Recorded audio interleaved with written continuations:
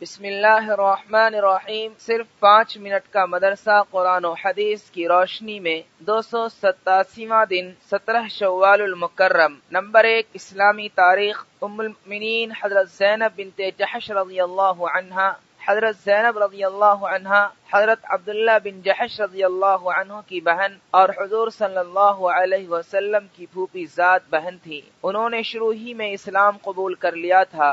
آپ صلی اللہ علیہ وسلم نے ان کا نکاح اپنے منہ بولے بیٹے زید بن حارثہ سے کر دیا تھا، مگر دونوں میں خوشگوار تعلقات قائم نہ رہ سکے، اس لیے حضرت زید رضی اللہ عنہ نے انہیں طلاق دے دی۔ حضرت زینب بنت جحش رضی اللہ عنہ کے حق میں کئی آیتیں نازل ہوئی جن میں حضور صلی اللہ علیہ وسلم سے نکاح کر دینے کی خبر دی گئی۔ زمانہ جاہلیت میں اپنے منہ بولے بیٹے کی بیوی سے شادی کرنے کو ناجائز سمجھتے تھے، اس لیے اللہ تعالیٰ نے اس جاہلی رسم کو آپ ہی کے ذریعے ختم کروایا، اور پردہ کی آیتیں بھی ان کے سبب نازل ہوئی۔ حضرت زینب بنت جحش رضی اللہ عنہا دستکاری کے فن سے واقف تھی، یہ اپنے ہاتھ کے فن سے روزی کما کر مدینے کے غریبوں میں تقسیم کر دیا کرتی تھی۔ حضرت عائشہ رضی اللہ عنہا فرماتی ہیں کہ میں نے زینب سے زیادہ پرہیزگار، سچ بولنے والی، سخاوت کرنے والی، اللہ کی رضا طلب کرنے والی کسی عورت کو نہیں دیکھی۔ ان سے کئی حدیثیں منقول ہیں۔ انہوں نے 53 سال کی عمر پا کر سن 20 ہجری میں وفات پائی اور جنت البقیع میں دفن ہوئی۔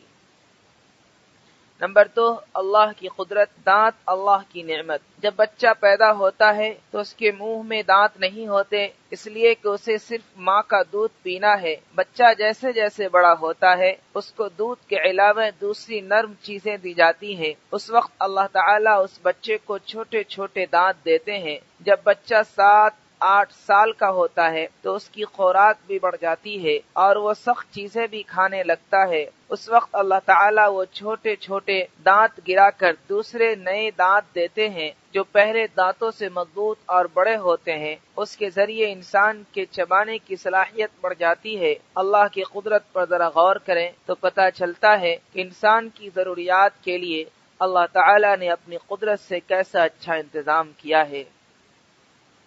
نمبر 3، ایک فرض کے بارے میں، میت کا قرض ادا کرنا۔ حضرت علی رضی اللہ عنہ فرماتے ہیں کہ رسول اللہ صلی اللہ علیہ وسلم نے قرض کو وصیت سے پہلے ادا کروایا، حالانکہ تم لوگ قرآن پاک میں وصیت کا تذکرہ قرض سے پہلے پڑھتے ہو۔ فائدہ، اگر کسی شخص نے قرض لیا اور اسے ادا کرنے سے پہلے انتقال کر گیا تو کفن دفن کے بعد مال وراثت میں سے سب سے پہلے قرض ادا کرنا ضروری ہے، چاہے سارا مال اس کی ادائیگی میں ختم ہو جائے۔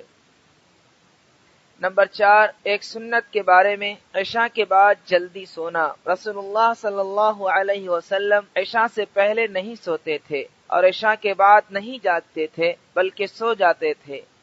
نمبر 5، ایک اہم عمل کی فضیلت، بہترین صدقہ۔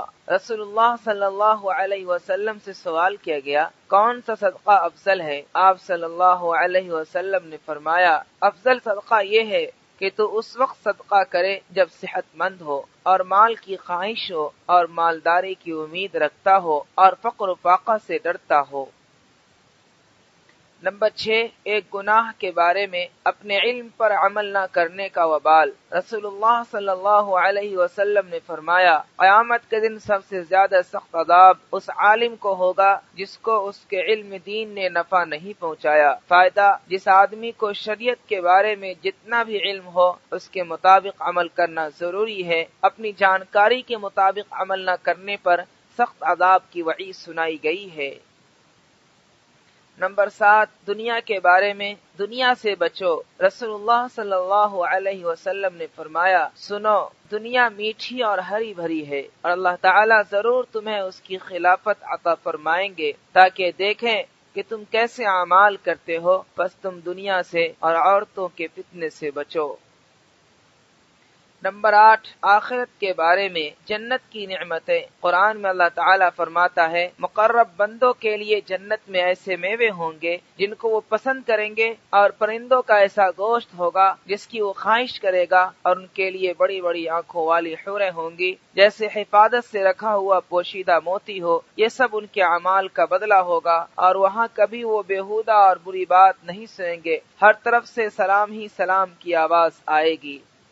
نمبر 9، طب نبوی سے علاج، ہاتھ پاؤں سن ہو جانے کا علاج۔ حضرت ابن عباس رضی اللہ تعالی عنہما کی موجودگی میں ایک شخص کا پاؤں سن ہو گیا تو انہوں نے فرمایا اپنے محبوب ترین شخص کو یاد کرو۔ اس نے کہا محمد صلی اللہ علیہ وسلم، پھر وہ ٹھیک ہو گیا۔ نمبر 10، قرآن کی نصیحت۔ قرآن میں اللہ تعالیٰ فرماتا ہے تم صبح و شام اپنے رب کو اپنے دل میں گڑ گڑا کر ڈرتے ہوئے اور درمیانی آواز کے ساتھ یاد کیا کرو اور غافلوں میں سے مت ہو جاؤ۔